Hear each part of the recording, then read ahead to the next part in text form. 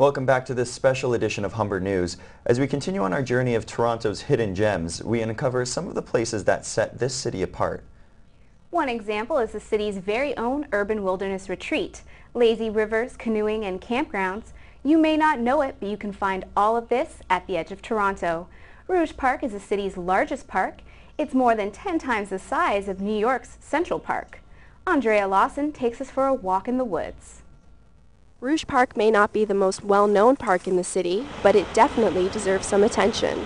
Sprawling across over 10,000 acres, it's Canada's premier urban playground, and it's located just a few minutes from the 401.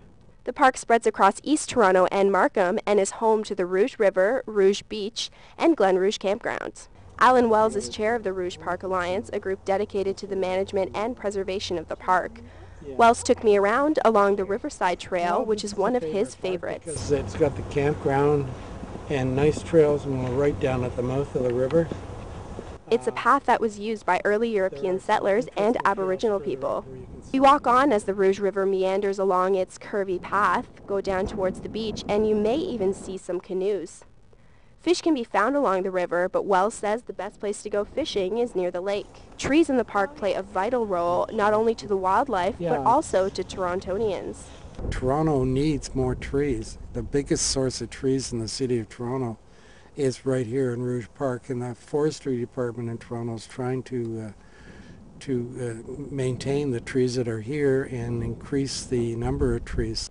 Another unique feature of the park, its campground.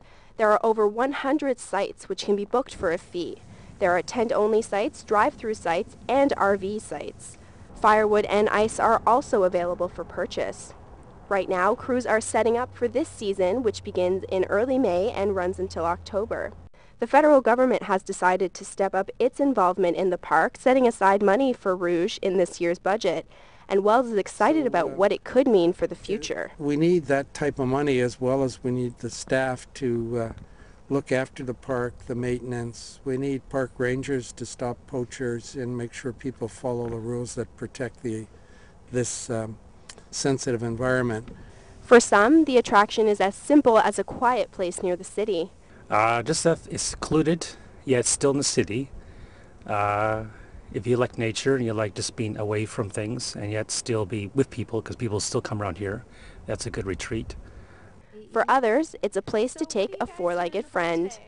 We come here in the winter, in the off-season, just to walk the dog and let him run around and enjoy nature. And if it's animals you're into, you can stop to bird watch or look into the foliage and spot a deer.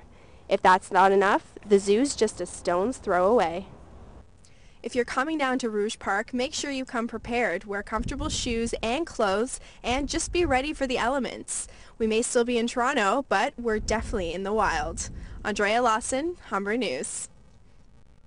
Thanks, Andrea. The federal government recently announced that Rouge Park will become Canada's first designated national park in an urban area, run by Parks Canada. If you're more of an urbanite than a nature lover, you might want to check out what used to be one of Toronto's down-and-out neighborhoods. Bloordale is experiencing a revitalization. From dining to the arts, it has more to offer than some may think. Dylan McKenzie has the details. Sandwiched between the mansions of High Park and the highly desired downtown core, the Bloordale area has carried a reputation of high drug use, prostitution, and crime. A 2008 survey by the Bloor Improvement Group found 13% of the storefronts in the neighborhood were unoccupied. But the recent surge of construction and a neighborhood uprising has transformed the area into a vibrant community. The Toronto Coffee Company opened its doors 8 months ago. Owner Blair Holder says the timing was just right to bring organic coffee to the Bloordale area. There's a charm to this neighborhood, and there's some iconic structures in the neighborhood, and just a really diverse, heterogeneous group of people from all walks of life, from all income brackets, all races and classes, and I like that really mixed neighborhood, so it seemed like home to me from the beginning. Robert Cannonai owns the Robert Cannonai Gallery. He says the Bloordale area served as his home first, and even if the Bloor stretch isn't as busy as other parts of the city, the gallery is still able to thrive. People have to be, in a way, searching and looking for art. It's not candy kind of passing time is people target the visit and they find you. So what do community members see for the neighborhood in the near future?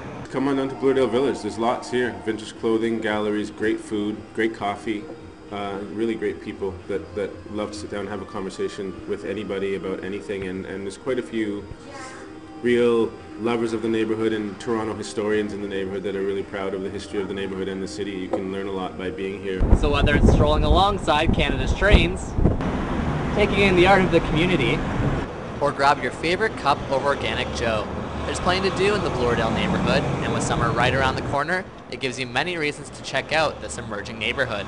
Dylan McKenzie, Humber News. Thanks, Dylan. Now moving on to one of Toronto's best features, Lake Ontario and the Toronto Islands.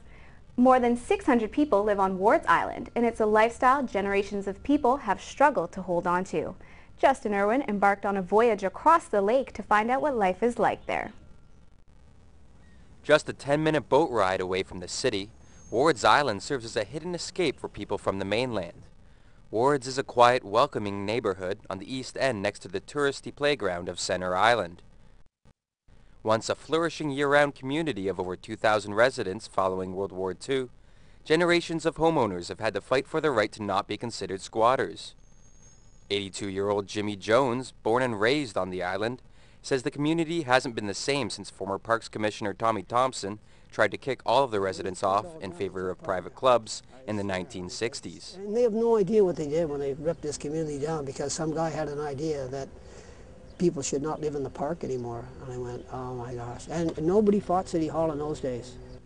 It's just unbelievable what they did here. The community was really a very, very workable, viable community in the full sense of the word. And you knew everybody in the island. Parks Supervisor Warren Hosselton says his first impression of the Islanders was that of a very tight community that welcomes Torontonians from the inner city. Toronto Island is one of Toronto's best kept secrets, and I think even within the city people don't realize what resources are over here. And when I say that, I think there's something for everybody on the island. There's boat rentals, bike rentals. In the summer we have a lot of cultural festivals. We have Franklin's Children's Garden, which is a real gem. Right now we have the farm, which we're all fighting hard for. Yes, That's kind of under attack, I guess, with the budget situation in the city. And again, I got to watch what I say because I don't want to yell too loud, but one of the best beaches in Toronto is just back that way. And Blue Flag Beach, get off here and you got like I don't know, not even a quarter-mile walk, you know, just through the community, and you're at an amazing beach. Along the beach lies a row of colorful cottages full of clever residents. Thinking like about the island, there's some real neat innovations on space saving and design. You can see that this is all designed around the boat there. Yeah. So if you want to escape the hustle and bustle of the big smoke, come out to Toronto Island and take in the sights. Justin Irwin, Humber News. Now joining me in the studio is Justin. So Justin, apart from being able to live on Wards Island, what other things can you do there? Well, when people think of Toronto Island in general, they usually think of Centre Island or Olympic Island, where all the crowds go to see concerts and the amusement park there and everything. But on Wards Island, it's a little more peaceful, a little more quiet, a nice place to have a picnic or go play some tennis with some friends, even play a baseball game or two. And you can also walk along the beach. It's really peaceful there. You seem to really have loved it. So when you were there, were you able to take part in any activities? Well, I got to walk along the boardwalk and see all the very colorful cottages. It kind of reminded me of the East Coast, of how colorful everything is and how friendly people are. It's really different from other areas in Toronto. Well, I've never been able to go to Wards Island myself, but now, just after talking to you about it, it's definitely a place that I want to check out this summer. So thanks so much. When we come back, we'll show you a whole new way to map the city's ever-changing urban terrain. It's called word mapping, and Adriano Mancini has the story.